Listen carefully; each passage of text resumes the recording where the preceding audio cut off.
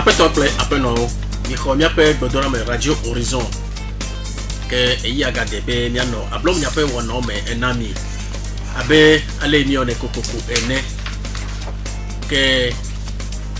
agbona mi be le egbea mi gba ni do ta flash vire na mi al de kure me gbeti chi a onchi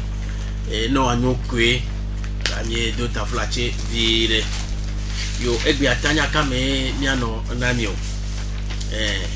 tanya me mi ano na mi a nyebe wa na mi nchocho kude ali meke miame bureau du citoyen chateau mi appelle canton vous mais yo de odo kichofia be yo le ne yo ni comité relé que akpo doto herogbo alona khodu ko pe nyara ko a o de bureau ya chofia canton poteao que le meme tanya egbe ameke a mi a kasen kude tuturo gande ike ele java mona de kakpio ple de tubiao ike tuturo ya wa fia nu kude ale wa ngolonu wa ngolo projet ngolo khna nkogwe de projet ngolo ye nyagba popo kude chanti ya java me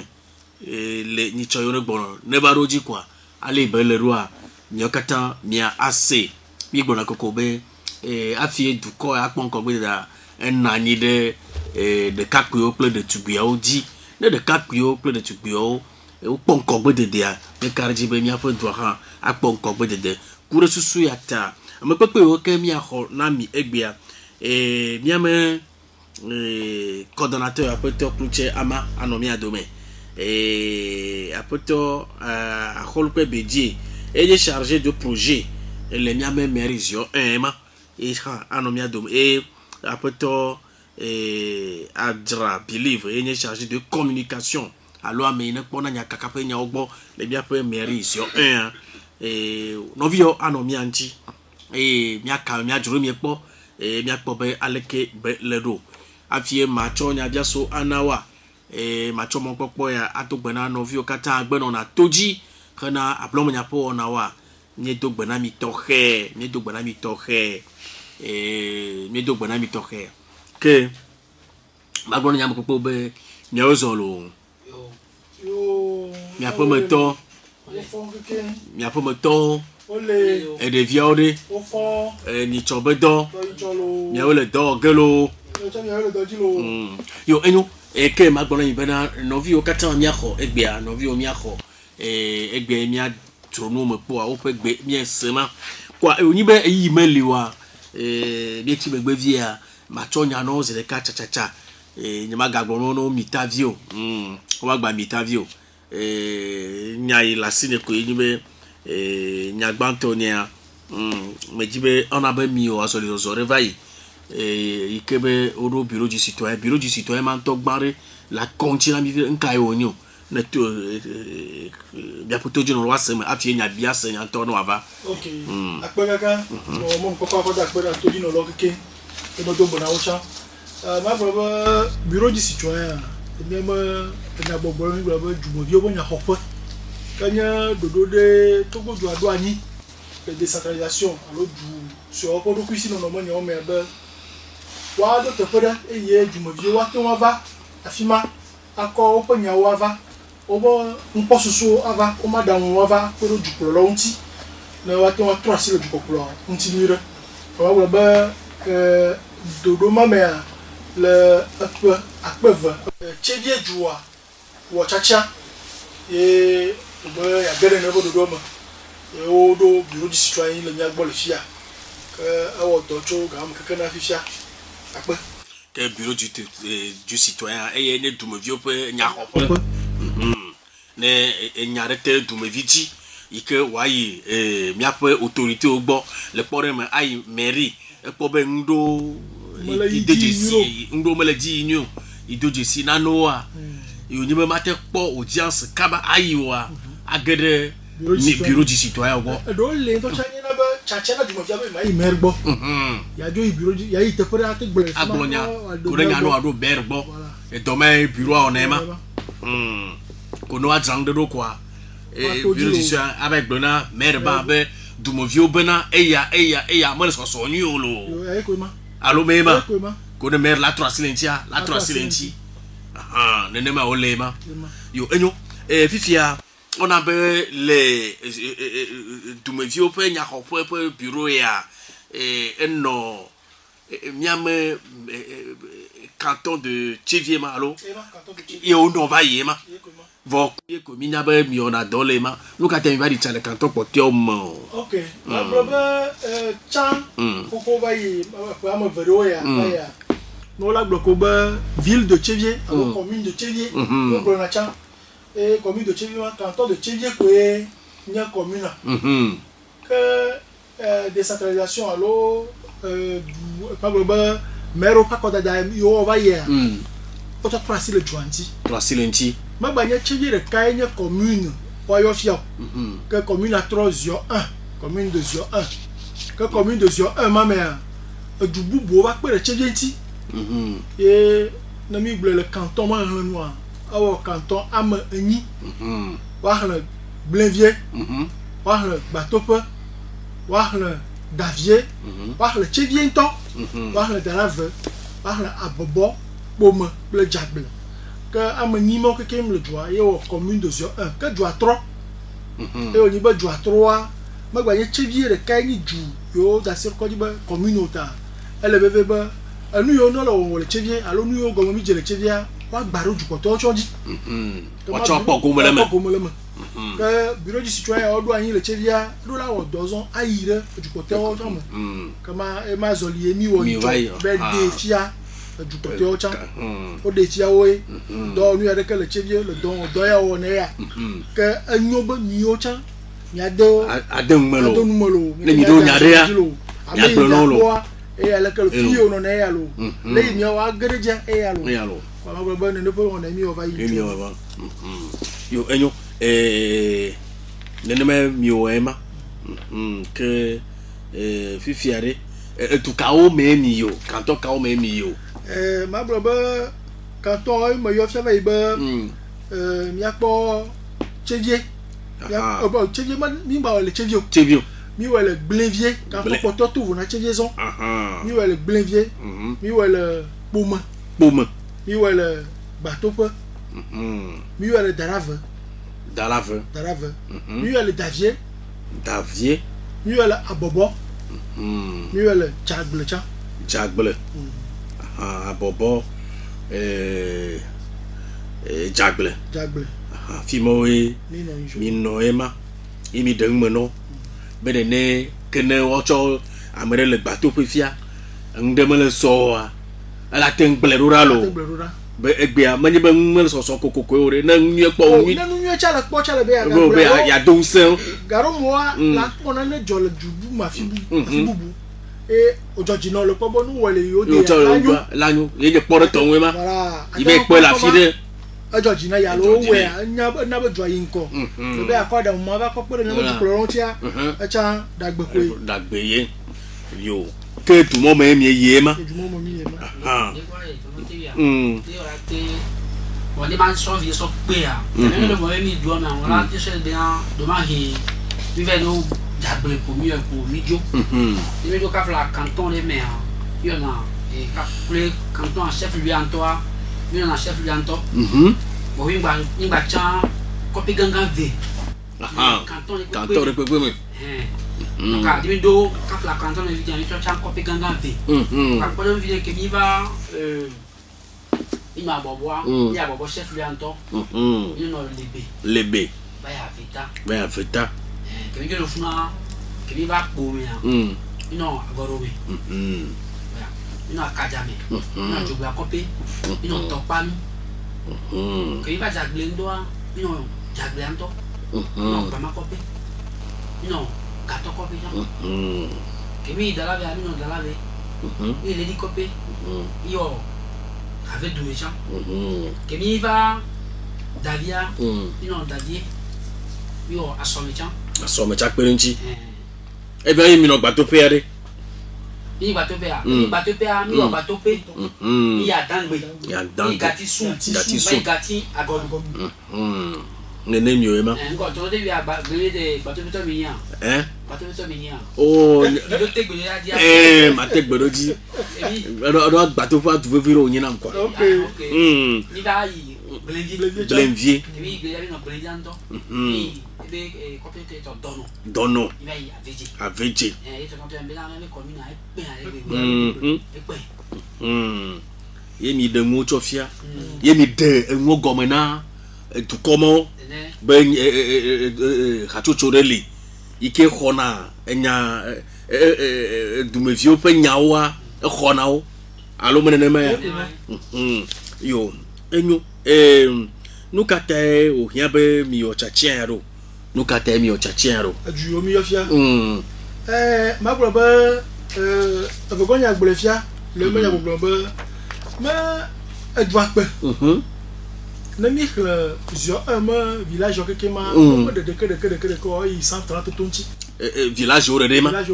130 village tonti mais 130 cantons oh 130 village tonti 130 village canton ya de ne venir na ni canton menyi e kama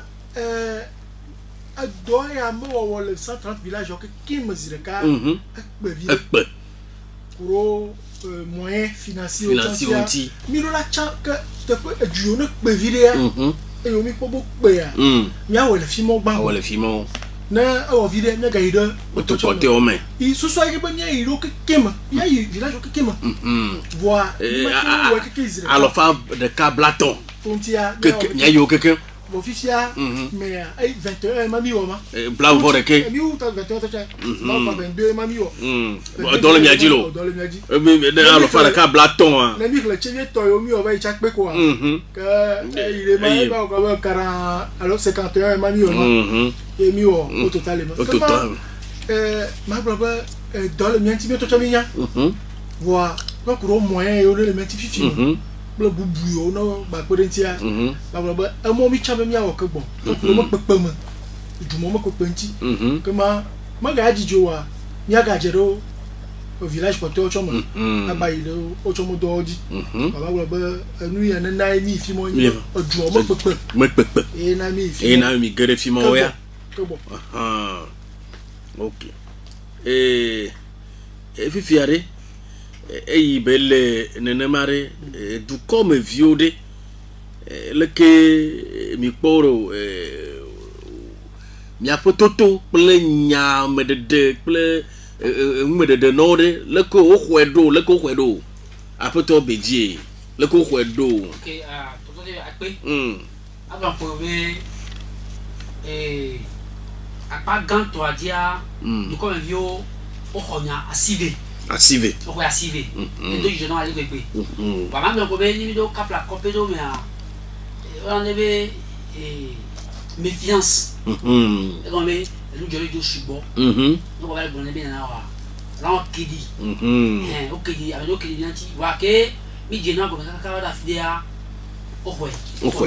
ani ko to mi yeni du te pese sento o ko be kutukala o ke mi jajwa alleluia be bani o ba promis le disale to mi tepe o ma ko e jo jan du ko me vio ale gbegbe wa bi o si to LSB font les doumevi pour les coups là on va reber o ko ya sibi yo o le madame miame ce serait l'âme alors impression miame tour cour don tire du me vieux pour dans le que mi pedo ya ce serait l'âme ma se ko ya bébé du me vieux que mi ya bébé na ke o sonami ma nya ka o miseo yo di ba se vivi mi se nya ore le que ce serait l'âme le nom miama paji o OK ma ko be nous que mi ya vide sous boire bi do na kule ipo de so do ni ko le jole do me a ni mi te pe vo voir mo de wa pour yo to pour amenon découvrir to pomposo beningla benyanti do la to pa do beningla na yo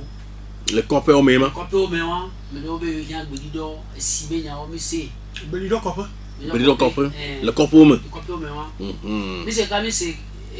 kukeli chakele be na ka fla wo hora me. Aha. Elo chan afiro ne mo no jono Ngojo ema. Enya ole gbogbo Dogbode. kakale ke ka fla be couple me fifi. Ingale do bubu fi a onti o. Do yo chan de nya. O do nyamato. E fi angbadi. Ndi be pele. Le wagbo. Le wagbo. O de enya auto. If you nyama obo nya choi koina nyame amagama nyame rema. No do chonti. Ka fla kan bo to nya o. No la pa e ya. Ni o rapport abo. Kan yo ni document. Ni so da na LG bon. LG bon. Ba da rapport de ka so coordinateur bon. Vous souvez na me de les filles les points de vente qui mis dans la paille. Et ben coordinateur bon le bureau. Bureau. Bien les tourner ko yo wa ni wa. Il dit ya po. Nyati yo gloire. Elle a sorti, elle a ramené nous pas.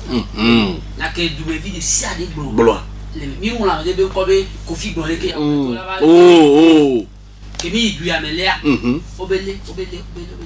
Ye eni nya su bolé me. Ye e no me chan ni va de sibina.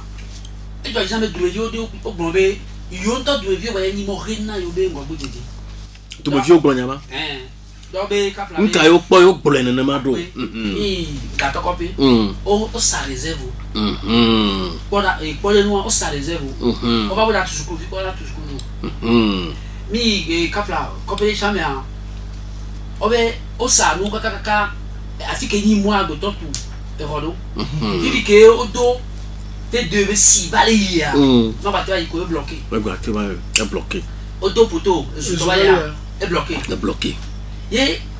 tourner en ça ni va quoi, ni va kilamele. Non si. Et so do pala si be andren ne. Et quoi que les mots dit de ko ya le. Oga, na be toto e Pondo. O le rapport me. Et les me va plongé. On sera d'anglais sonti. Et que quoi, bien passé. ok tonton Emmanuel na ma akọ nchukiro sakpe ya ko be nyama toto ya lui ye ogbawo je be magba agba na ala ogba je fan be ayi ya be jumobi wa ko ma dawo o mo npo susu akọ poro jua mo chuchunchi adole joanti subo ejukuro lo mo de imo mo yin o ni voix au de camajate wo parce que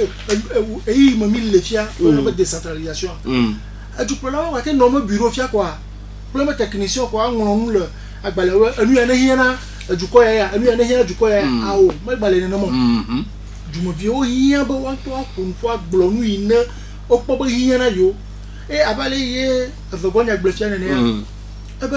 afiro bi ya te pia du mo bio to gbule ba yo nya be yo nto yo nye mohe na yo mo ko bodede e o to asimo di fiava yo ama dede ezre ka ade fiaba no wate o tro asire ntia o to cha bate o da adam ale yo wate tro asire nchiro e yo da da won cha ko ma gbo be do ko di ma o mo papa ba yo na du me vio keke fi mi le fisia nko bodede ato zu bibli amasi amantola ahun be ito na yi kaba wi no victor alors bah décentralisation le peut voir gagner encore développement ma subo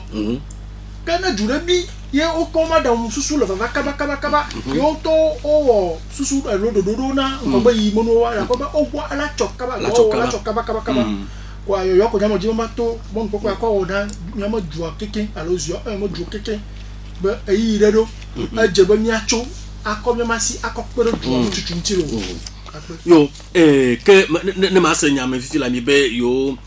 zozoli yo di chai blenvier poumen bateau feu dans la vraie et davier à bobo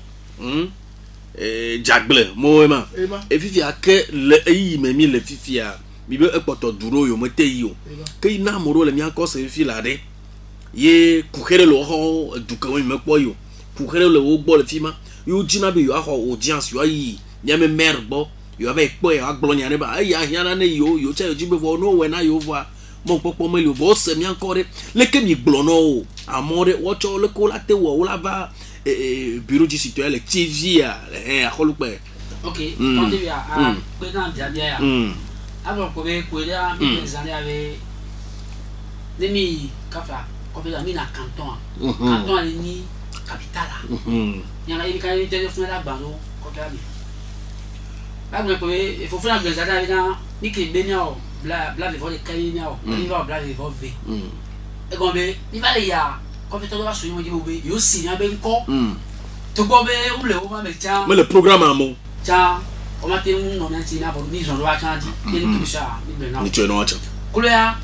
les copies de stade là on m'a vidé qu'on est affiché que rapport quand on le numéro lady au tout collant béni pour laquelle donc il y a plus de copies de copies mais non à quoi ça se jouer maintenant copie pour tchatcha et bon mais dès qu'à les copies me vidé les que de pour rida nous tu lava c'est dit c'est vieillot mais des photos pour on a parlé de cas FBA a des photos de WhatsApp dit FBA au yonso bateau p on se bateau p mais les courir les léons que les formations viennent sur la boucle et on de pour et là coordinateur numéro mais des photos de WhatsApp bah envoyer coordinateur attends envoyer les enfants les bah vocation pour parler que les deux quoi et là c'est même donc on va couler copier les couler mais coordinateur numéro les woman ouais mais qu'elle a fait dans le cas balé il y a simi ba konna du côté là ba te wanya ba na le jojo menye Radio Horizon me dit ba maga mon ko ba da na Radio Horizon que ali do on veut vere merizana et bureau de situation zana ya amaro le mi mate yo bo ba le mi bena kama imi le wona ya wo oni ba Radio Horizon cho ziomo dwa ke kenjira kama cho le mi encore o mo gba wa alo blodeo alo gba ta afolongbodomo que nos jababa nos on y a besoin les yeux notre commune quoi nous coucher les notre gogo bureau du citoyen après toi clouche que nos boyo me jesi fimo wa no villa blessé be elle le canton mon chef lieu voilà no bo gare yojo wa problème leo no va chevier yo gbodo terrain docteur Kaolo c'est docteur Kaolo au tchon moi si bon là asima yinene chevier ma asima yinene monument moi quoi que wakpo fille une famille que ça peut roi fima yo troko bureau du citoyen me bureau ema on va waten kwel brada ogbe ble yora ogbe ndigani c'est de otro gave brada ble yora ogbe anona fima no na bu waten wa dogwe akonu kudo nu nenye kukelo ogbo waten wa dene lo yo eno fifiare imi vai dicha emi tu me vi ogbo emi globe tu me viro a oji nano le yo gbo le pore me bono gberi do ope ne yo ha alo me ne ma ya gberi ope e yana yo chan le duro me ma ple mvuvoro eti ejo mo emi rekonyamo a mon tomate imerio avec blonyama ben ya yana yo emi chonyamo va de mi demena meria e rudu kai bo wo OK akwe to ndivya je veux que nous allons be na mi rapport abo que soit les chemions de rapport à ça trop les coordonnateurs bon les bureaux a mon até fa fale avec quoi et moi j'allais ni ko e gbe fiti ale na to e na de ni ko na du kwa bi ni na de le mi so ba mairie ye kafla mairie mu do tina misiri kane go même les démission tio mais le fiti ale o do wa e ba lo subo et les nions robé exécutif et go même les cas maté sauver bien quoi ah on y a mo chocho et j'avais conseil comme ça avec quoi en temps pour nous zimele yo te pH anani autant anani a développer afi a ada aba on a chocho donc a ma dit mais voilà c'est et non et ma so pe dans via c'est bien ko mi ron via on va avec couleur mi que information de sur l'élaboration du PDC PDC en que yo PDC en que à travers du corps vous avoir du corps de bébé couper avoir dodo on a jamais courir et aller tirer et la fière dès qu'il a dégo no et on tient ban on tient les caca so donc PDC o attend il a dégo mais en là et alors sur les autres peut on dit on va ni qui Vincent sous ces deux vidéos mato mon papa dit mandat que cap la copie de ça que ni au combien to regarder mandat que gâteau copé. Mhm. Pour les abobo. Abobo. Quand tu vas faire un gâteau copé, tu vas le gâteau copé. Tu vas. Gâteau copé fiant de bio. Et ben et fiant copé l'intio. Kéké. Mhm. Je me suis dit Mhm. et quand même il faut qu'il vienne pour le fond, il va pour un gâteau copé de cao. Mhm. Il faut pour un test et tu vas mandrer qu'on va ben timeo. Yeah. Donc et donc mi soit dit ya un petit gâteau copé de cao. Et tu et copé de ton cas soit à demain. De quoi les Ah bon bon. il va be no me cha il va le copé mais o me da ya no pour nous qui a dit que il s'est vidé na yo. O chamo ku hema. O me ya be na que nous soit pas tard yo dans yo ba ni que yo le dire. C'est vidé. C'est vidé non c'est vidé na yo. Non, c'est vidé na yo. Et quoi le dit. Mi ka fa mi to copé subo na subo blen. C'est vidé bien. Varo c'est vidé na yo. Ye mi na onya chambe ma didi mi da tedi. A toi dit. Ye ma ba no mon ko ma ba no da je ma na nya be na ezuwo wo kule. Iwe ka budget yi et au moins 12 millions. Wa mais il a celui que si il n'y a pas côté n'y a pas la peine ici. Matizimia, il y a des gens comme même. Aje gomolo. Yo enu ma trova. E me bon la biko be nya le ablo nya po no me me sina gbere de kapo pe de tubio pe do me nya. Le de kapo do la long no wa me karjibe mioha nyavo alumene ma ya. Quoi on a be mon ça c'est flui le afiado be tuturo le ja tuturo de le ja vame le iyo yi kuyareme alo ni chore kakwe ma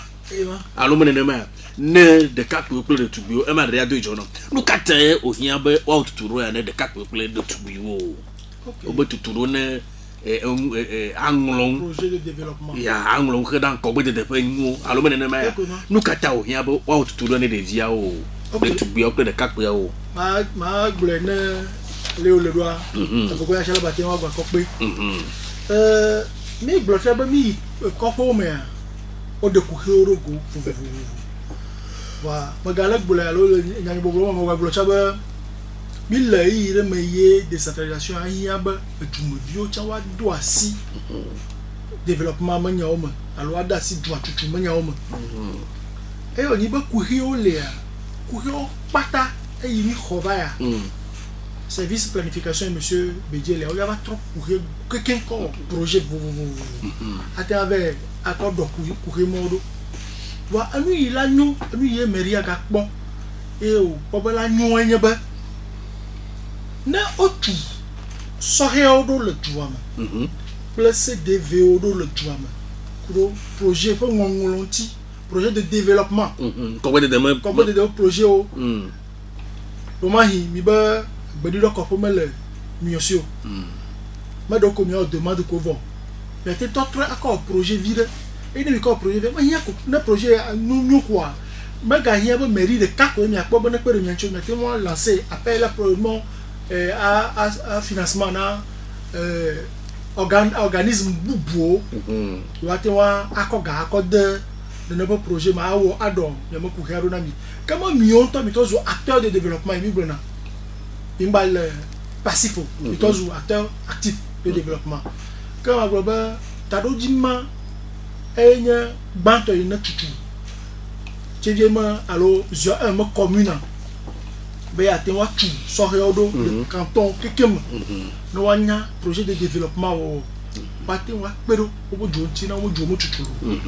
yo le carré et de quatre oui peut tu be kawe yo jimi dasido mi chao voa OK to de ape ni kwa le bokema do ya bien ti ai c'est que kafla no bina bien marche na leo so pe fino et nous quand avec décentralisation mais on va préparer les acteurs à devenir les premiers, bien préparer les citoyens à devenir les premiers acteurs de leur propre développement.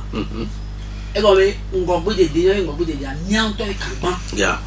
Il y a un autre pour nous expliquer, nous on vient, et n'a pas de tout, sur rien. Il y a tout le monde qui va n'y aller dans les soirées qui ont mis chama. Et pour bien tout cas, il y en a mon bagage, mérito chama de tout. Maria ma chama de tout. Mais là, bien sûr, et Tiaobo. Le Wabé, conseiller au Wabé. Antoine Pop, sorry, ok, oh, pratique sur l'ami.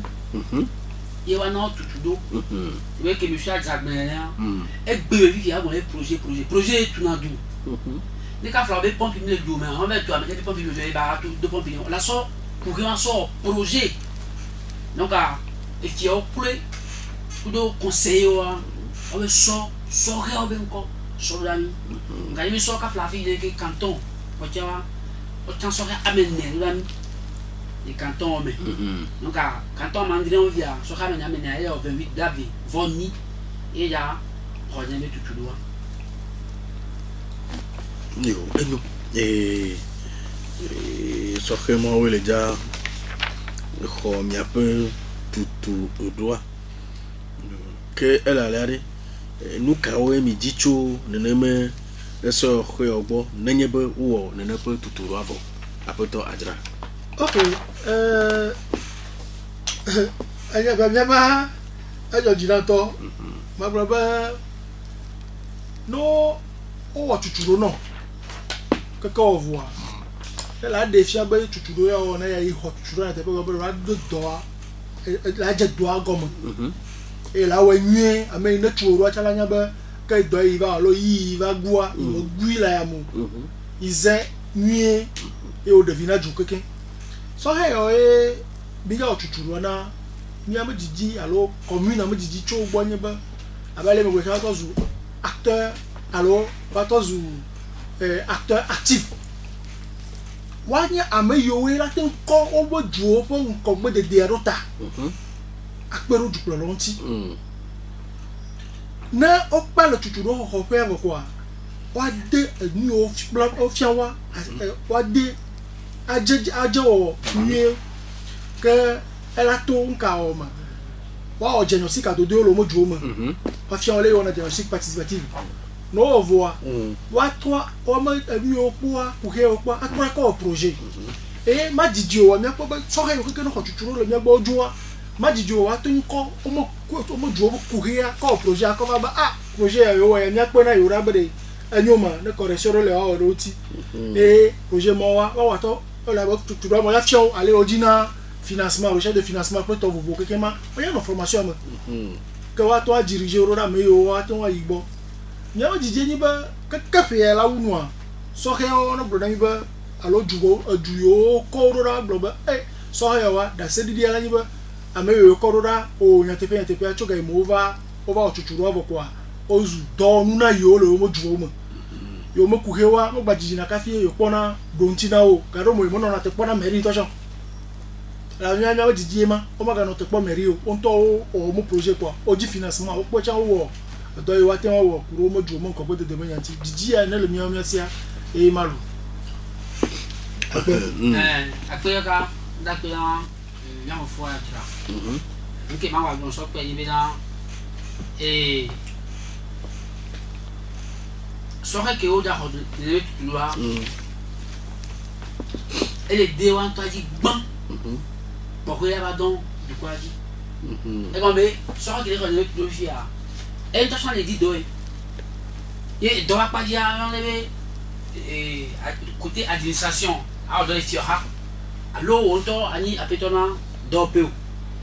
entrepreneuriat donc prenez so que on a le comme un projet faire un projet on traite ça au projet et la tronçon on va gbe comme yo mi di cho boy ma et comme ban to les devinants to ban pour les devinants et nous attend de quoi attend pour ya so que les tout doit c'est pas dire ça non et gbe vie alors donc yo vo l'association vivi pour les pédéti et bien tout que roya que les bénin vie que tout ce bénin et va bonne ami qui met la formation et va témoigner donc et non mi soir yo enyo yo yo le mare nyate popo cho calendrier on tinamia le que $1 noro et fi kai bo jo no lo nke ka o ja we o après de 31 na mo be formation qui met là ya il y avait dans soirée laton wadé 56 mais on veut plus là il y a jeune de qui pépinière qui vient dans pour le ni à octobre 28 oui 28 là va so tu vois mais souvent tu as même comme série et quand il a so c'est les vieux les et gagner les mêmes bateau pétant les mêmes d'habitants les mêmes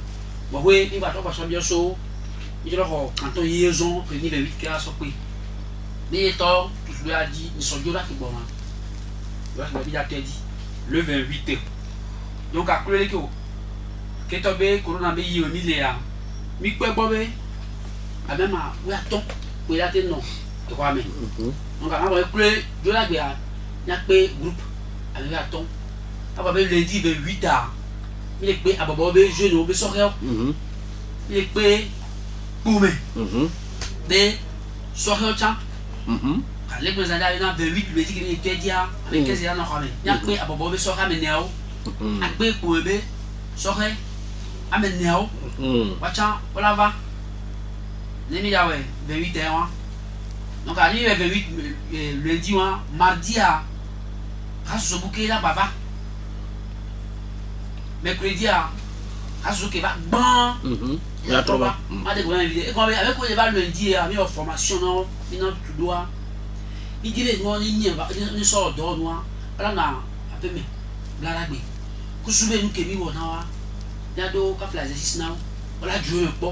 il a pas mercredi il a donc là on peut considérer que bon a qui a mes informations mais quand ça dit considérer que dit mais que n'a pas mercredi et comme il a que même ni juge de formation groupe de 15 même à 8 temps il est qui donc à l'ennemi d'avoir ka soyez donc ça va que au ka flash en tout temps il est nodo maintenant après yo me de akpe abali ke ne de le mo menami fifi ane ba mi le fio tutu mi le tutu romano e ke bo to anyale ko on a projet e ke la na projet la na ni ko de projet e ma wa elle ne dure me vire plaire enye ne to elle a de toadi e ne to to rea elle a terre anglo ra projet ra yo vo de francs allo ko da nglo ya obo ba nglo nyu de ngba ni ba gba ya mo de gbo lo ko nglo na projet o agba ho ga ogbolo asi o enyo to akpe kakaka de bulo le mo message va vidéo bien calendrier be ba trop na yo ni OK ne mi ate de mona ma ma te de mono comme me mille quoi ma de mono me nya bo to ja gbaja ba bie voir OK donc lundi allez le 8 allez mi le pe abobo be so ka meneo bo mo be so ka meneo jagbele be so ka meneo donc elle va 12 voilà mais ame yeve voilà donc elle a son bateau be so ka meve so pe quoi elle va 14 par funa et ado il y a mardi à mi le pe dala be so ka meneo breve be so ka meneo Dadie le soka beneo et baba 12 ke ya bateau PB 2 ke poto 100 ya so après le vie quoi et tiens 14 ans il y a mercredi à et soka ko va ban la trova jeudi à soka ko va mardi à la trova jeudi donc à ni trop ni de fou pas mi vendredi donc vendredi à me ko tia mi maro ravi avec quoi comme avec ko le groupe pas 100 euros ou avec quoi il y a pas un véhicule que abazo moi so abe ale mi globe de kakpo o la vare le yi amade o ma voix ame o la vare o ma voix allo mi ja yo le e ka flabe so ko la va o le toji o nyame yo o mo nyame yo la va ka fla mi do groupe de ke ni groupe WhatsApp de plateforme ke player papa to le fou donc avec on le groupe pa on le ndo WhatsApp pa mi yo to yare mi le kale de ko nyame be yele ke tuturu aja yiro le ko ja yiro amo be kure des de over so ke ngbe ne ke be ya mi ja na wa i be gbe fifia ya na mi tuturu aso le ko a projet ti ka so kore e lo ke mi na pe me mi a do ke mi do na mia nke to ngba ya mi a trova zone on na mi tuturu so participation citoyenne avec de mes vies avec soirée né ati na donu du boklo mais ala ne tu do now no tu do zo ani la so kafla et donc nous avons no wa et c'est ce qu'on la pe mais voilà des filles zon et nya ko yo kafla des vie que au dieu bazon là télé né donc et que bi so na bon o va nya pele ko do na be nya ko wa fia wo yande fia le ko ya ku zo wa tem ale ne ko ya na plus wa terrain yo me karjibe miape wana miami ka senvo anyo mi be anyo na mi be nyate cho nya ne du comme vieux ha no po sure kuro nya miape tanya ve onti ya olate abia nya fa nya no gbese so adonchi enawo ke be je ma de mi onti mi popo kuro gbanto enye o popo kuro du mi vieux pe nya hope ko ka jo anchi du mi vieux pe nya hope ko ka jo cha et dit il y a dit d'accord le bureau du citoyen ben les plus là bureau du citoyen le du vieux point nyakopé a cheviole bo ni bena commune avec que ya enya be yo ayi du comme adeng menao e ne nyare lo ocho sia alo kpo bendo me le di somo bo di be yo agble ne du vieux le du quoi alo mi ape agbonglo wa si ne wa te wo dodo re kurentia wa te to yo ji aglonia e kamereke masio amerike masio amerike manya be wo we chonya ma dadio eni tanya imemi no gba ke tanya vele ke perenchi ya yenye nana alo tuturo to ke avame na de cap peu de tubio que na leke o chala ngolon avec dit financement la fila au projet no projet quoi maula veut miawa bayoro alomo ola bakpo ola osho no cha projet wa mebe anglonwa nyurobo o meleka nglo na projet ya e ya oja fiao wa fiao nto ne nya no cha le nglo ya ne mo venwa Belgique le choro France le choro Dukame le choro Togo mo Dukame le choro yo va kasinti obo ao yo projet ya ehia ke mia chojra ngile nglola enyobe yo ao enchi donc ke wele ejiema achocho po etuapo nkogwe de pe nya ugbo alona mi la achocho me ya mi atema ano achocho me awe mi pobe kuhe ya hia ne yo po dua mi anglon kurenchi ne mi achora pobe de nde la te vana mi ohana mi akodra mi amedua ro ha alo akolo be menye ma ya ma kapla pour de nous mi sopea vraiment lancer appel à projet na sohe oui bono nglero la mon projet là il y a un projet blave le me blave vaton on vient qui en train de venir sur d'autres projet hôtel le benea et ni on qui va qui a voilà non if ya ka finya mapuka manja bi onyare ne ame o jaba kpla ne ne menware no jovoare o ja trois fia wa topotia wa o jaba fia o le doa mea alors ko ya nya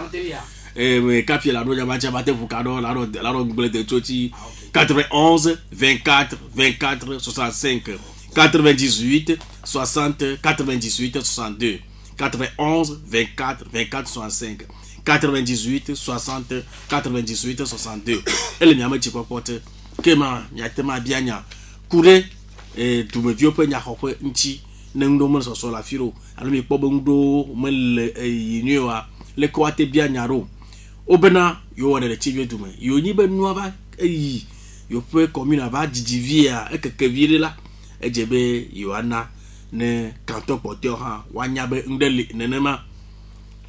nyatema yo abianya fa 91 24 24 65 98 60 98 62 allo le nye sohe o cha on to cha le sen kobe o cha ene du turoma la tema yo ne nya bia serelia agate ba bia koko kure ne pe tutudo nchi nyema randola ne na ne le acho dare governance sia nyema randola ne nya re le acho dare governance afima no kho nyabia biao 91 24 24 65 98 60 98 62 nyama tanya nyibe du mo vieux po nya hope fifia o kwe koi o dengmena du kato potia mo to kuro neme du mo vieux po nya hope nchi velia tuturo gare ike avame na tu me fiao de kapu yople du tubiao wa fia no kude nkogwe de pe projet nglo nchi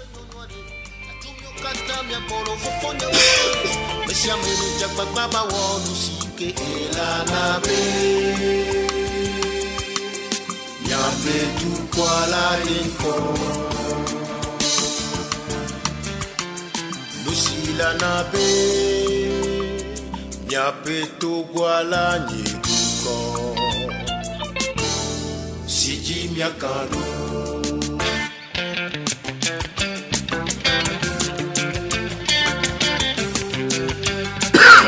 Allô, me reprends 5 ans. Allô? Allô? Allô? Oui, ma 5 ans, préféré yocho. Ah oui, on va cordier mon yocho banojo. Cordocho, benodu. Benodu tore. Au ponero. Yo, faut cordio nyakela si onamio. Amare umo jira bio se banani. Tuturo ona mare o pamovo. Meke, tuturo. Ya mare o pamo kola cho tuturo abo. Aha, ok. Ola rotino sia. Yo.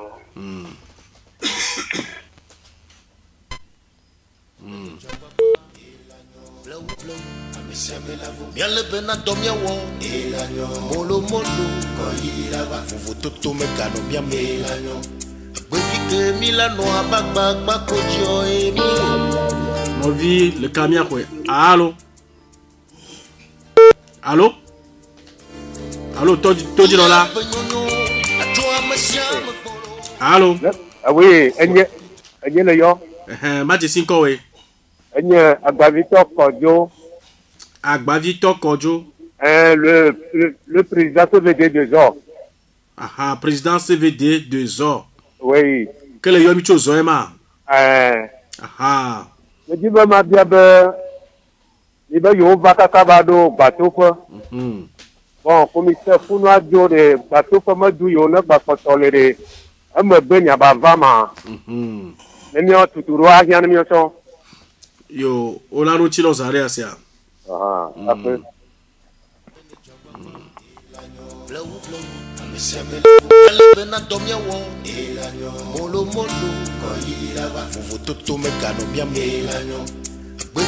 Milano 91 24 24 65 98 60 98 62 Mino Tanya Gam am veme Tanya Gbantonye bureau du citoyen allo dumevio pe nyakope ikodo re chevie ikere nyade dumevio po nane be watema wo yo ha te kogbe ijia no to moji anya la te do mi apo autorité ogbo ke fi opo bona enyaya ejebe yo akakede kanto pote o me e Tanya Gbantonye mane nya bia di bia nya re kurentia atema bia nya kurentia nya velia Tanya velia nyebe ola tuturo na miame dumevio de quatre de tubio pour aller voir projet de projet rédaction de projet de développement les coach ala ngolo projet ro yene ko ko akobele ngolo nyure ye ola te che yene hiabo kwekpere na mia o kwekpere kene metanya me lema le jibe bia nya re kurentia atema bia nya fa kuretanya me vianti atema bia nya fa 91 24 24 65 98 60 98 62 91 24 24 65 98 60 98 62 elle met un petit peu côté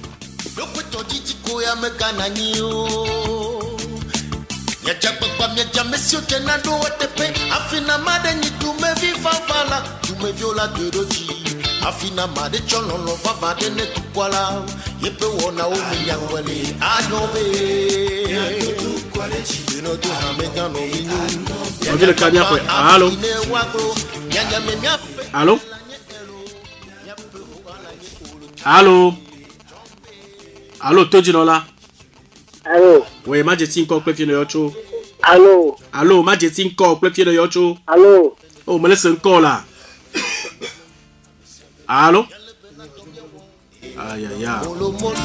Je vais gagner pour tout le monde. Nous laissons l'émission on a le portable dia que le trop chic portable à trop yomia. Maté c'est bien connu. Je vais radio là tourne boy. Yo até il nema. Que ne belle maintenant nous vient ne trop yomisia. On a nos radio le bon voir dit mon radio dit 91 24 24 65 98 60 98 62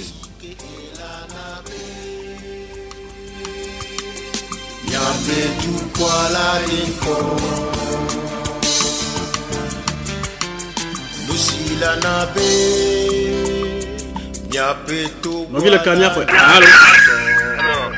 Ouais, ma jetin ko. Papa Dumasse. Papa Dumasse. Papa Dumasse, tu es vraiment. peu me tore. O fojiro. Yo faut papa tout masser. Mbere. Abia be fofu yo ya na turuare. O to. O gbo. Lady yo le avi plan me to na ko mere. O to jo nye. Nyama se nyama. Nya ila to nya vi wa la tino bere. O ne nye turu yo no ware. Medibebe afọ ya gba ha vi ne nye susu le nyasia nya ko da tino. Oh. Est-ce que bientôt ah, minya projet de rédaction oh ma yo on la rontira misia.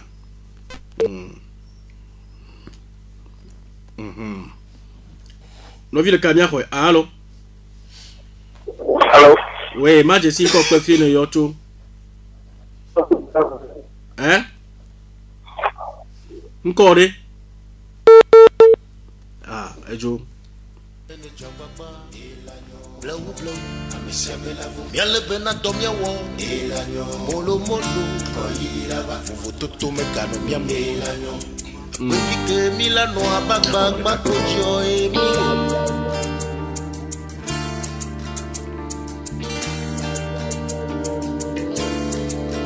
Duya penyonyo atwa mesia mekbolo Mesia mene jabagba ba wodo sikejialo Nyapetu ya penyonyo ade Atunyo kata mia bolo fofonya we Mesia mene jabagba ba wodo sike elana be Nyapetu kwa la inko 91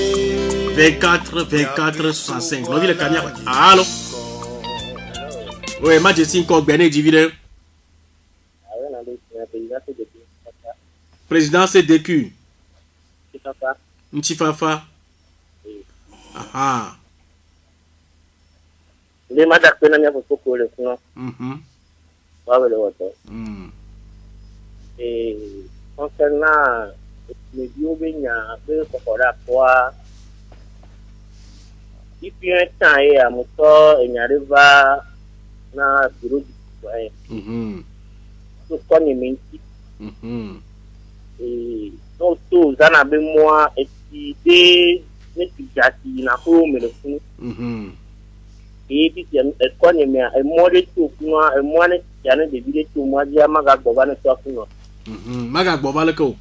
Ma boba, parce que s'il a l'é.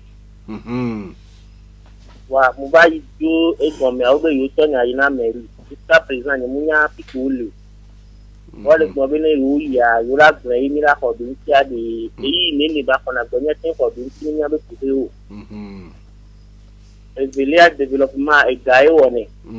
bo be gamu ti bobo a odu no na o ni munya te ma gbo fun kwa o be gae wona development bo gatele yo ti amu tu bo le que gama tu bobo mi atento au développement en la in commun yo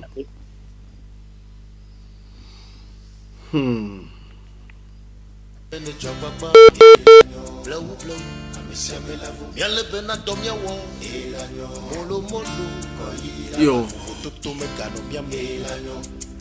yo dola me gba pa me ke raro sia que nya dia soro poto holu pe ni to mo cho nya no gba be la don ti da mi Aquí te tonte via tonte via que j'avais capla me que o mi da na tu do ale no tu do avoir ni wanto chan ala te ve na tu do ma aba tro afia mo pote o ma te fa mo cha ma capla e projet be won et il y a le nom de la machine voilà presque bon bon la va filer la bena il a été affirmé pour aider avec lui la tient tout droit on m'a dit si tu peux la fier alors compétence moi pour la surtout voilà que nos projet et SB là il y a une screw in elle a pas vu là le screw alors mais il y a une formation sur ta et Georgien sur que sur dos d'assinanois on est cassé avec va au niveau de Et beaucoup là-bas, la forme, c'est parce que au point pour former un médecin évidé, il y a comme à l'on médecine. Donc après, pour aider pour bien former. Mais maintenant, toujours les cas quoi. Là, on a un carré, non? Non, mais oui. Donc voilà, tu dois le PD beaucoup là, c'est ça. Yo, et nous, faut qu'on joue Benodou. Eh ben, mi encore. C'est bien mi ben fais ça mais encore level. Encore level. Il y a bien mi chan mais oh, il y a so quand on boit chan on sort d'abi. Voilà, groupe base que les n'importe les tia. On sort les roues bien dans coup. Pour les amis qui ont tu avec des il fait 100. Il y a bien sûr c'est des que bloqué au chan tu sort d'abi. Donc quand il m'a faut que je maintenant et à toi encore. Wa enya kimile wa ne ka fa mi ba po opportunité ba po ko ba dia si na te pa me kla pe ni wa te o ne projet ne wa bien tu dois ya ba kwa moké de ba po be CDQ président CDQ madame Dasi et c'est la radio dans ordinaire et pour des ba c'est bien na te anya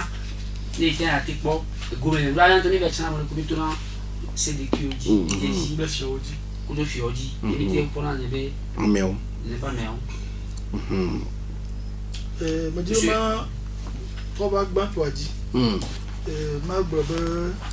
le soir yo mi tuna romea mi tuna te pe mo ke kwe te ba wona nu yo fia wa cho amaro lo me egbe to cha do ma hin no ba bi obo nu kan ni projet le ko na do o ma ya tengble ka me yo e dia lo me yo ko do ki o ji be ya ko de do me o ko te le jama ba te le wo ananele enu yo mi tuturo yo mi na o me beje ba bloba que accorde do ma ga sia ga me e ba na ba ala mati la to azu efia la brekalo yo enyo après to agbavito président CVD to ezo benade mi gbobi yo di chato eduo me mi va gbato fe ko gbato pa ti mi se fi ma de gbato pe du porteur leke be ja no Roma igloba mi ma va gbato pe de ka mi va gbato pe mi kopo bubu mo mi igloba mi fi ka mi kopo ma ba dangbe nene après mi va gati sun ba fifia mi fi mo voix mi va gbato ba so pour moins allo tete ina le mia Cynthia mi matin ide kopo kekemo voix me jije mi ya ipoto kekemo ya nya do fo gba to na nya matu ne ya mi oba ya do fo vele ya mi ga to wa chokopo bubu ko perenti ava kopo momo do ma yi tu ne ni gba o ma jiji me alo la baba explorer aroa le corps ma afoto agbavito ma ju achala no mo ezo la no kopo mi acha malo do ma yi ya ko ngba von voilà be ate alo be gogomia ne ete gogo bureau du citoyen le chevier fi me fia va y chambre ne va do chevier mo joame et to docteur Kaolo momo ine asiama to ko yi monument au mora ne po fiye fa sa po roi famille que ça po roi o trofi ma yin bureau du citoyen mo te pe ya ne ba fi ma brada ogbe le yorogbe ndi gani se de otro gavo quoi ate wa po bureau du citoyen ni o keke obe abia ni o keke obe a segomo quoi ate wa a ko va fi malo après yo que me cardibe après toi agbavito ese pe nya pe nchiruru papa dumasi chobe me benare mi bi afia kure ale onlo na projet nko de pe projet are mi antore mi nia afigo atia mo ha ki chanto nyangwa ila ke bia ejo dinam ye ma mon pobe kabla ne obe nul le professeur soir kabla ne oni ndi oto nyanyawa kabla onto afikole amete tame do ba nyawa de yesio ngba nya ga shaga me ile ne do zio un be commune to die voir pour les communes le CV que nani 100 les communes le Togo pata et les communes bon et que d'autres que ton service planification et développement Kapla e dine wo émission radio wa mo ba na message en Tarantine be vegbe me a ezebe ni nifie to amenya leme lo me nsuba ki ma ki odole lo me e me ri wa e ba do ma ki ba be domper à que les CDC amle lo me dans ce canon il va nommer nambaba si va tourner dehors donc à service d'intégration de développement miao ki nyame ko mo na projet à 1100 de service wa e va nabe ni akwa be na medico shop ma be o TV media e po projet a ti me e po projet a nkejo mi on mi exemple ki na do we mi abutame mi an projet ne projet ya na utame na projet ne ka falloir lancer appel à projet vivia comme ils ont un ba jamais avec pour cabinet de la fide on a sur 500 000 va il y a un projet non sur 300 000 va il y a un projet non finalement un projet non voir ne au dia et là bon projet me quoi ba regarder projet non donc zio comme ils ont un uni et un ba rien de nous comme ils ont un ba beaucoup le projet comme là mais il y a quand mille je vois le service d'intégration développement ne dia ni ça va pas comme là il m'a battu sur de l'éducation né à kapla ko le tout que ya oya et ni oso mo le me tout do ye be ke somo uni me ya te somo jama yo vo e mo le me tout do e go me jama yo vo o pe be matin we o pe be mo do ba yi ye joji na enti e mo le me tout do e ko ma bula papa Duma Sebe mi o ke la fion nou mi e fion oro mi du tout nti o nya we là on sort que on a des appétons bédier maintenant papa Duma Sebe ne poste de clip peut le sévier ba bien bien aller et que c'est appétons bédier ma nous que be on a c'est dit que la cancer a pas bien bien été il c'est de clip monsieur les libon ne ba cancer et que c'est appétons bédier ma il couche de clip en dos subo il mi o tout dans de clip au subo les ne bien mi o tout dans de clip il va sort que dans papa Duma Sekia be mi on ka mi on ko chami on ne be tudua mi tie wo le ncho chami ani be mi o concours de va sans etier projet nga le concours yame to te ya donc monoko mi o projet mi o tudua dans CDQ mi chance de QA mettons le code pe me dans mais va 84 et on blani vonne yo na so ga ta et tonton le cas et code pe va blani vonne ke ye o idodo pode et on va mettre autant pour jamais ton pour jamais ton les CDQ bon pour jamais ton les et soirée bon pour les gens qui au ni ni corona bien et dia voir aussi budget bon et on m'a donc on a mis cara avec atelier de et combien et combien comme coordonnateur du bureau citoyen Léa il va donc les cara et combien ko projet que mi o ya cha j'ai des là il y a pas il a ça me ton doigt meilleur bilan quoi la compta la compta be o mais communiquer au projet en tout et les ni commune de Sokolé gamin que les charge un vivia o ni ka chuchuba carava ouais et Sokolé bien toi quand ko bien mi ba o nya toi que bien nya toi qui me de coller cara et au bilan voir les ailes bombé mais les blancs là que les radio mais on était avec dire c'est pas les ailes bombé là les que c'est bien ou avec tout le il a au moins les comme une ébé là au concours de micro via là là tu veux bien affolé le que c'est bien ou les ailes blancs chocolat toque ou est bon chocolat on subit des cadets et si les gars mais il y a nous en connaît yo est bon voilà va chérie là après donc à découvrir un papa tu passer tu peux mais bishop be dîner ah mais c'est ça voilà ne e badia nam de monnaie mais formation que il y a sur le dit que c'est mercredi nam de monnaie free baba nani akpon que ya jo et ami so que ro va de monnaie ne va ma former elle est observateur ne va tout droit ne va pas tout droit ne we ya elle a quoi papa devancer ngani bo le todi elle est todi elle si jabo elle jaba lo que le bien ne mon popo ma elle va profiter lundi et dans Saint-Georges 8h papa mande la do voilà sur le canapé vous ne varez ça petit déjeuner ça dans pour bah vous m'en tenez yo papa du passé adele va quoi yo bien jagba la dit tonton Emmanuel la pelo donc il va pour le faire quoi là dans mania ça yo enu après to président CDQ Ntifafa bambe idakpenani ebe idakpenani to de dodo yanti voji be abia benari yona na icho dora wozana pe gbagblame eti Ozana momo comme a momonyo mo comme Ntifafa moi be chile na moi de directeur qui oh maga bo ba obu il bana coordonnateur du bureau du citoyen il me sonne que comme le que dans le ro soit bana yoba ko ba fima do la se nyanchiro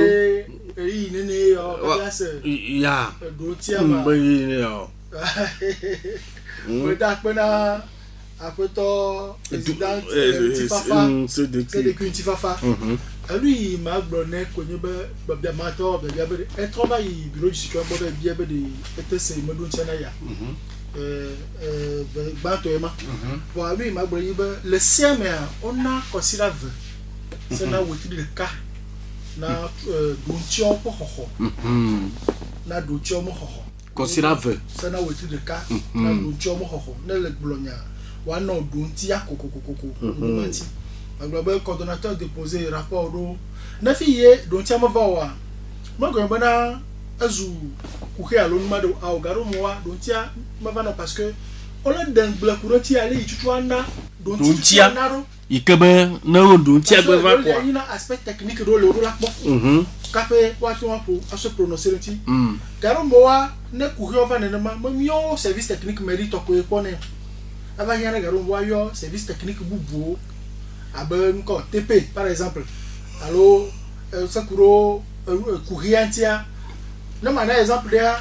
amoroko courrier va kuro mo yo no gba yama national ya doro va no diva igarmo woye accident viro diva do mo ko na gbe jele nyama ti ko ke meri la wa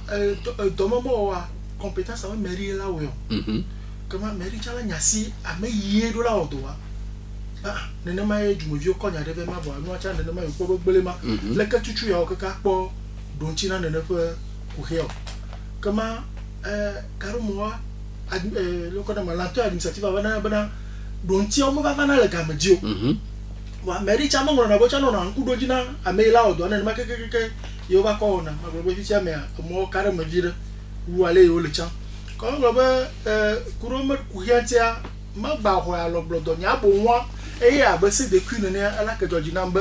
à la que tu as relancé bureau du citoyen et au niveau de Konya du bureau du citoyen le dossier ce moment là relancé pour les que tu es il m'a il y a efficace tu m'y avait ça et il mère bois merci à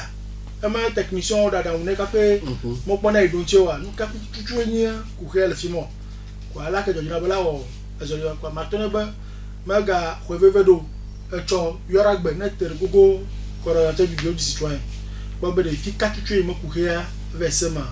akpe yo mo da pe ona beje bi a choro chokpe ko te ma de kwa ma so pe na président suba ma to mo pourquoi dino ma ka président ke yo do ka fla e pe ame cité nto ele odo ça veut dire quoi c'est des qui ont tout dans le commun on a deux à couper donc à ma tour moi pas demander à peine ma pas douce à moi plus avec le choix de l'aigle au tawo comité de nani sans de soir je peux avoir comité à nani dans sointi et bien capé à mes coups quand dans 2000 et j'ai le bureau mais et bien quand c'est le plan j'ai bien là d'une tia le ti le créneau de béfi donc à lui proposer dans le vinaigre mais où soit comité que les sang on l'a dynamisé pas deux comité mais à trois ou cinq b débat puisque sans c'est bien les cas et les de vie qui va dans la comité à trois encore pour ça la comité à paix et les administrations on est lenteur administrative quand il est en c'est et voilà donc à bien j'ai bébé on est pas beaucoup dans pour ça va deux jours de le comité mais alors carrément wa ba comité a ni wa to di comité ni kuzo ino ba nso o fu na me les semia considère alors les cas ni là donc ni les cap là bi ko be ni o mo be yan yo e gbe cap pe ni coordinateur mi e je le bureau mi et pendant que tu sors cap là sort que il y en va bus mena et ça va pas et j'ai sort que on va pas c'est cas sur le chance des cas et j'ai des solutions des cas et comme et il y a des choses là dedans on parle de petits zéka et j'ai voilà des senti et na me de wa il y a do bébé donc encore et na président bena ne o suivi na et de ce que nous sommes et quoi bien avec et gamel et bien quoi quand il qui va radio fia ni blen couleur de fiebe ni blen gamel na be gamelo ni on blen ya wa lu ki ami nya be na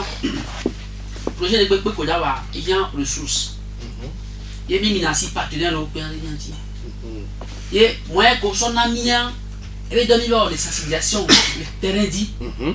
moi que son ami et bien donner voir le terrain dit sensibilisation quand là et comment que bien formation alors nous que bien dans soirée autant qu'il y a et gabinet tonton Emmanuel hôtel là au louer hôtel que bien que bien formation là au louer nan que non kameni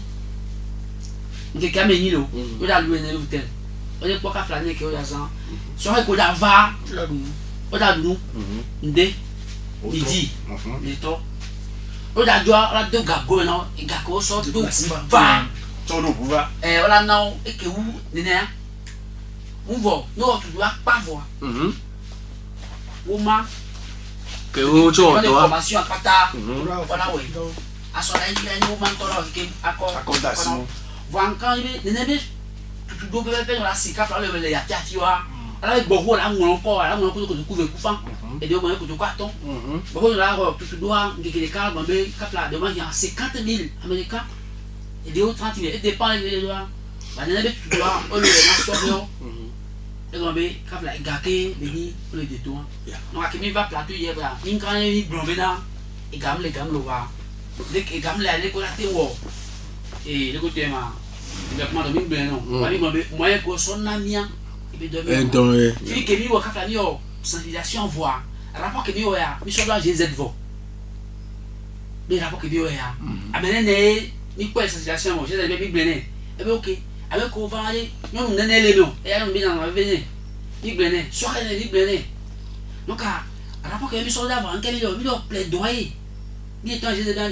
mi be mi en 21 village lo mi be mi en brave vo de que va e ya mi en brave vo to ko be e Georgina mo ale bebe de la journée on va appeler bien si n'est pas te wo on peut dire OK donc et nous les et ma so bon président be ma dit mi la top de séminaire dit et quand il be inhalé fun to e nous koni ku ho to ya de go et là on peut décimer et on a programmé on a une programmation financière c'est à partir de là alors on débloque nous merci yo me dakpene mi o chambe mi ten do nya on ti enami que ne amoro kan be agaji agbo nya bia sero a mon papa les femmes waouh nya bia se 91 24 24 65 98 60 98 62 et les mêmes dit popote 91 24 24 65 98 60 98 62 Blas que le cas bla devant ton novi le camia allô et allô oui mais comment j'ai 5 ans plus fini yocho Ismaël président de Petit Papa Ismaël président Petit Papa Ntifafa et madame monsieur Bédier madame monsieur Amekelefuma et suivi na dossier benyake monsieur Adraglon moi suivi maintes fois il y a que bureau du coordonnateur bureau du citoyen Glona Maïbe il sort dossier et mon retour il y a une autre suivi mon retour et à chaque fois les mis de bois mon bien-être jusqu'à présent mon retour bon gamme que ma va y beaucoup nyawa mi va ici c'est-à-dire aux anaben coffee et pour investir actuellement si que déjà matin il quoi mais le fou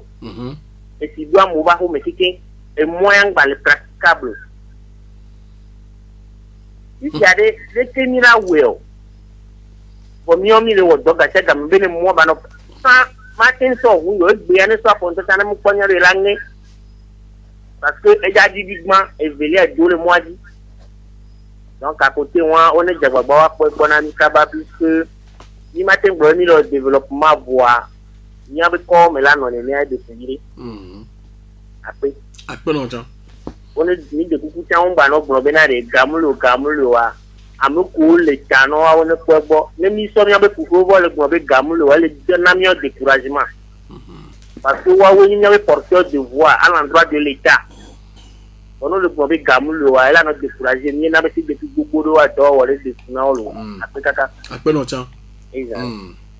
91 24 24 65 98 60 98 62 no vie de Kanya allô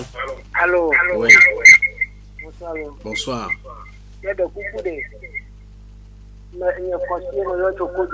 Kosi Chokojo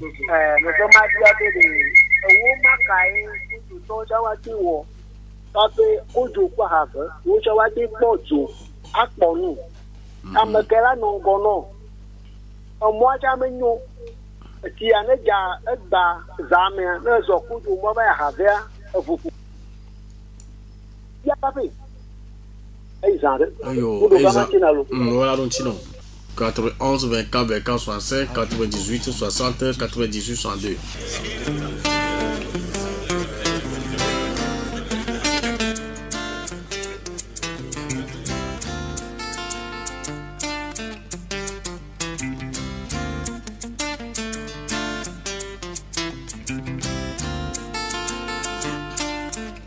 Niño de mi amor, oye me mielelo.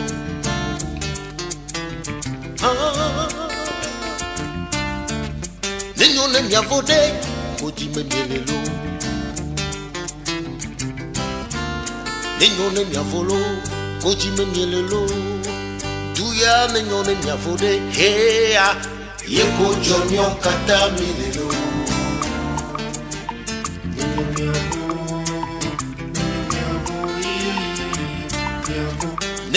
Niña fo,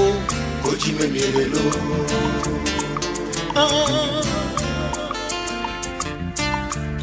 Niño ne mi fo de, koji me mielelo. Niño ne mi fo lo, koji me mielelo. Tuya niño ne mi fo de, hey, ye kojonyo kata mielelo. Monsieur mene chambaba elanyo blau monsieur mela vo miale bena domia wo elanyo molo molo koyira 83 to mekano bien elanyo et après to Ismaël et de mon fila be ko le ka le que o ma tu ya penyono atwa masiama bolo allez-y tu vas faire. Ok, président, après. Bon, on a commenté pour le président qui est pour. Et soir. Il y a un qui va, peut-être, il va y avoir une sécurité. Et donc, maintenant, président va y avoir il y a un roi. Mais, il y a un peu de j'ai qu'à faire sur les deux villes qui ne peuvent pas j'ai pas ma yue. Ma yue. Les gens, ma yo, avec il y a. Voilà, va. Yo, enyo. Si Fafa Kudo. Ismaël Kudo. Ok, le président, si tu vas faire M. Ismaël, ma yo au sort. Il quoi, j'ai dit la fille quoi. Ma yo, voilà, va. Et ma assisté au léger de cas. Voilà, il y a 15 jours de cas. Voilà, c'est. Il y a ouais, yo après to président mi va plateau di fia mi mba le mi le bouler febe e gamle gan mi a beze ka me ko donc te via ki va ni bouler mi kan ni bouler e be de ko mi bouler be gamle en tout cas ki na ba fia ki na mi ba fia gbe ani bouler donc mi de kuku mi bouler le e mo ajibe e gamle mi bouler ga be na fio voilà merci. Yo mi d'après faut aussi ben faut kojo ben yo jo menya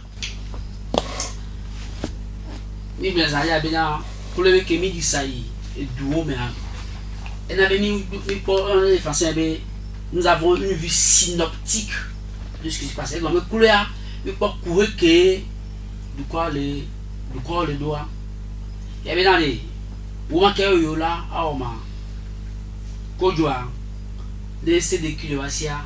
on a surtout CVD de Vassia, on a surtout CVD, Mato Fiordi, les Bava, Maria. Et qui m'a été Bava Maria, Maria de Bénin. Et Végoin, là, tu es au moment, Ato CVD, Ato Fiordi, Asso Anabeb. Doit aller chapeau là, et nous au bord. Et qui m'a été abonné à Ewan. Yo, enyo. Ekuma. Ni makadi mi ba kwa mare ko.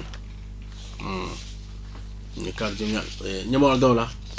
Ona me ya echite mi anti we. Na ga kwa mare fia. Na gba kwa mare. Na gba kwa mare ko re. Yo, nyaputa kele mi asi mi agbo na mi o. Tanya me for me no. Believe. Oui. Après ça, ma globe après qu'on y a madé. Na toji no lo keke.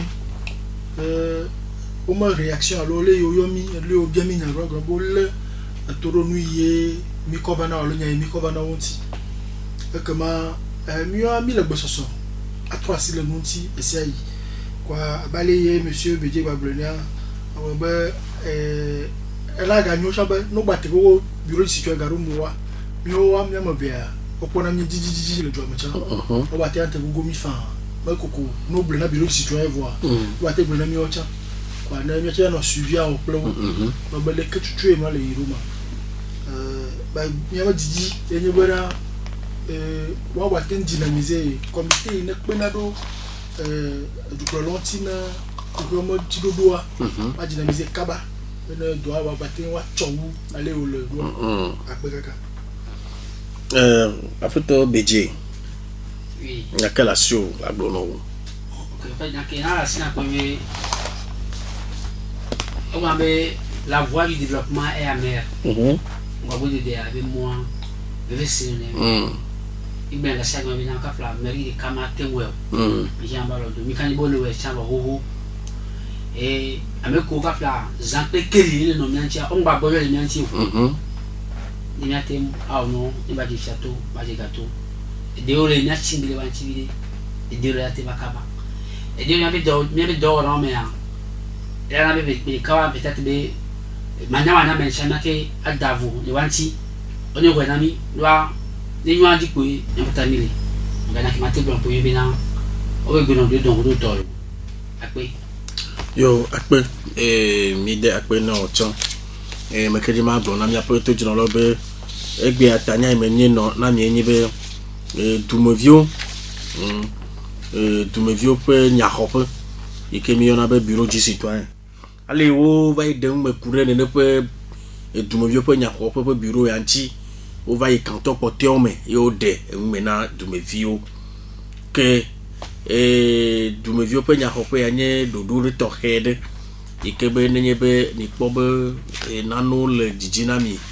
ye mon popo me le mi te gogo gagbongla ola ya cho dare dumevio pe nya hope ya te pe kwa ke mi kare dibe nya ela po enchi edodo e tanya velia enye tout de cas pour plein de tout pour tout ike avame le e ne bono kema ehia be lukata e o hia be tuturu ma ananyo e tanya yo mo mi eno eyema kema globe ne la lea ba we clara chulu mi agbo e kama kawe no mi anchi le gbe ape wona mo le mi apo morando pe a Gaëtan Amuzu e yezi asile no ji mi se mi amegbe le jipe pe sian le amapopo pa padia yeko apeto Bédié enye formation américain pour un projet de formation pour nyagbo le mia après les de cas au moteur de cas le mia me commission 1 ma américain pour un nyaka ka pour nyagbo après to I believe que no vio mieko egbia yo no nyanti mi kama po me juro me po makardini do nu ne vraiment que et n'y a bien so cho mianovi miayo moto mi yon kobe tonton Emmanuel Tewia les vieux clés tichiao holo que ne Jésus Christ ma va ya gano tanya bume ni do agbenwe bye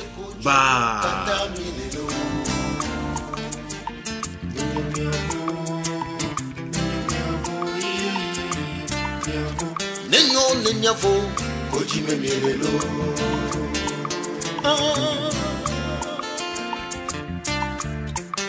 Nenyafo de koji memelelo Nenyafo lo koji memelelo Tuya nenyafo de hey Yeko jomyo kata melelo Misiame ne chapapa elanyo blau amisiame la vo miale bena domia wo elanyo molo koyira ba fufu toto mekano miame elanyo agbefike milano abagba kojo emi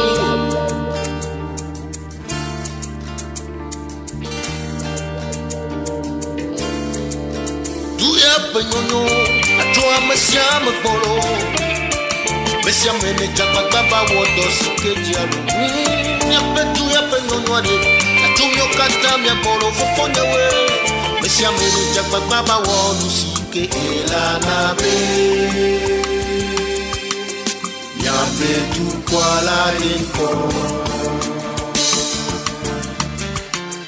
Nusila na be Nyapetu kwa la nyituko Siji miakano